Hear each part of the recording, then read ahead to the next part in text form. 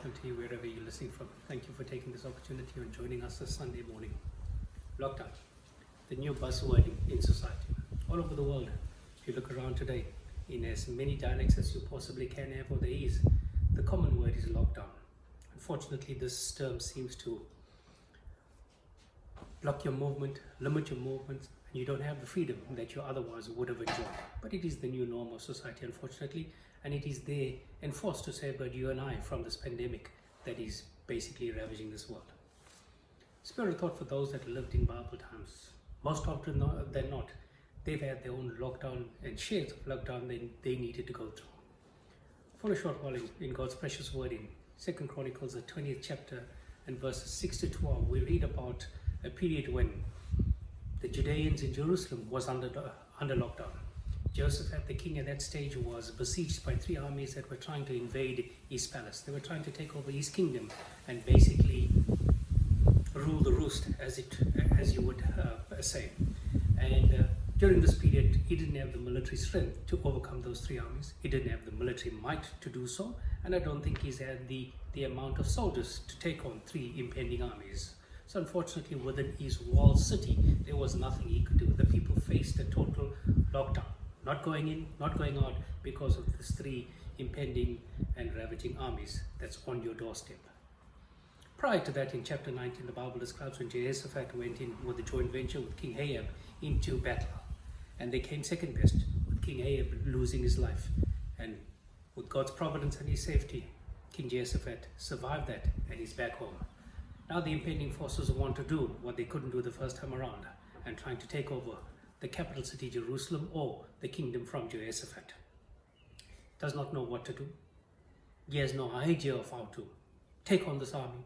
The only thing he knew what to do was go to God. Paraphrased or recorded for us in 2 Chronicles 20 verses 6 to 12. Just want to highlight three questions that Jehoshaphat asked God. That's what we call prayer today. He went to God and said, God, are you not the God in heaven? Are you not the God of the kingdoms of all the world?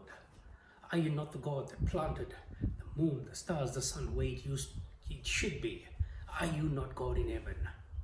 Then he goes on to say, or ask God, did you not drive out all the inhabitants of this place before we've taken this place over? I want you to understand, when Moses led the children of Israel out of Egypt from slavery, out of captivity into freedom, they were promised Canaan's land. And this is the land that God had promised them many, many years ago. Fortunately or unfortunately, because of their lack of belief and trust, they came 40 years later. But be that as it may, they've settled in this land. They've got families, they've got land, they've put homes, and the entire roots and inheritance is in this land. And now these three impending armies wanted to take that which God had given to them. And Jehoshaphat goes to remind God, did you not drive out all the people before us and gave us this land? And here comes a crux that I want to encourage you this morning with. Will you not help us? Are you not God in heaven? Did you not drive? And now will you not help us in our impending disaster? Will you not help us when trouble is at our doorstep? Will you not help us to overcome the three armies that we are facing? The Bible just goes on to describe in the 20th chapter of 2 Chronicles, where our God miraculously, he tells Jehoshaphat, you will stand and see. You will not have to lift any one of your weapons. You will stand and see what God will do to those impending armies for you today. And history records and the Bible records for us that God wiped out that entire army right before their eyes without them mustering any one of their military forces. My friend, today, whatever situation you might be in, currently the world is facing a pandemic so ravaged that nobody knows what to do. Governments are at odds of trying to contain this deadly spread of the virus. The medical profession are amazed at what is happening, and they cannot find any solutions to this thing. And you are probably standing in the center of it, afflicted or affected by this pandemic. And perhaps you might be like Jehoshaphat. Are you not God in heaven? Did you not heal people from their plagues before? And will you not help me in the time of my need?